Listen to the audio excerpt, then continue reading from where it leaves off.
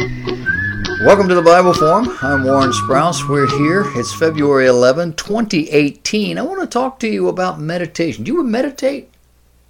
Do you meditate in the Eastern way? There's a biblical meditation that is perfectly fine. But Eastern meditation is different. And people who employ the Eastern meditation techniques swear by them. They'll tell you it settles the nerves, calms the physical processes, helps them think better, brings peace. Well, researchers from the UK, New Zealand, and Netherlands have found meditation does not change how we behave toward others. Eastern meditation techniques made their way into the American culture through the introduction of them to our school system in the late 1960s, early 1970s. When parents found out what was going on, they screamed bloody murder, and the techniques were removed. But in less than 10 years, they were back. This time they were being called scientific, and they were designed to control emotions and even physical processes. But it was, and it is still, Eastern meditation, and it is still a methodology condemned by the one true God of heaven. Biblical meditation is totally different than Eastern. Eastern is shut your mind off and let some other mind take over. Biblical meditation is positive, meditating on the Word of God. Meditation, which incorporates a range of spiritual and religious beliefs, has been touted for decades as being able to make the world a safer place. Researchers from the UK, New Zealand, and Netherlands, however, found it does not change how we behave. In the early 1970s, Transcendental Meditation conveyed the message openly, announcing that the rising number of individuals practicing this technique would lead to world peace in the short term. Psychologists using mindfulness and other Buddhism-derived meditation techniques are now advancing similar ideas about the pro-social effects of meditation. So we got a team of researchers who reviewed more than 20 studies that investigated the effect of meditation, and they found a very different conclusion. They took a group of people and they were evaluated before and after a significant amount of meditation. The meditators were then compared to others that did not meditate. In the initial analysis published in the journal Scientific Reports indicated that meditation, quote, whether it was 3-minute classes or 3-month-long getaways at secluded retreats, did have an overall positive impact. It made people feel moderately more compassionate or empathetic compared to if they had done no other new emotionally engaging activity.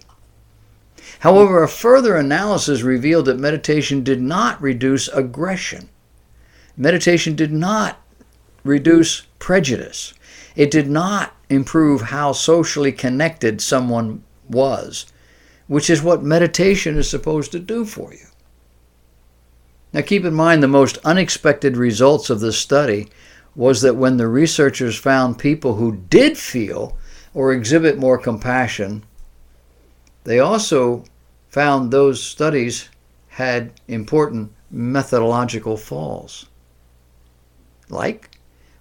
Compassion levels in these studies only increased if the meditation teacher was also an author of the originally published report. And when the teacher was not the author of any of the things they were studying, the studies came out the same, which makes you wonder. If I wrote the book, then as I'm teaching this to you, your scores would go up. If I'm evaluating the results, it goes down. What are people actually doing when they meditate? Well, some are simply taking a time out, getting settled. Others are seeking to clear their minds in mindlessness. Sometimes a good idea. But this type of meditation is not really meditation. It's a settling of chemistry, muscles, systems, thoughts. A reset of peace, according to the researchers. Biblical meditation is the pondering of Bible concepts, positive concepts, verses, the repetition of which tends to lock them into our soul. The transcendental meditators, however, are seeking something else. They're transcendental meditators. They seek transcendence. It's transcendence from this reality. How? By means of self-hypnosis. They're seeking peace of mind and soul in mindlessness. They call it centeredness. But what are they really doing? With this sort of meditation, the practitioner bypasses God in search of physical and emotional peace. Never a good idea. In sitting still, switching off the world's noise, using a sound, a phrase, a thought pattern to self-hypnotize, these people are able to find a kind of settling of body and soul. But the questions become, now what? For many, transcendental meditation is the end of the journey. This is all you get. You get peace of mind, body, soul. That's it. No more.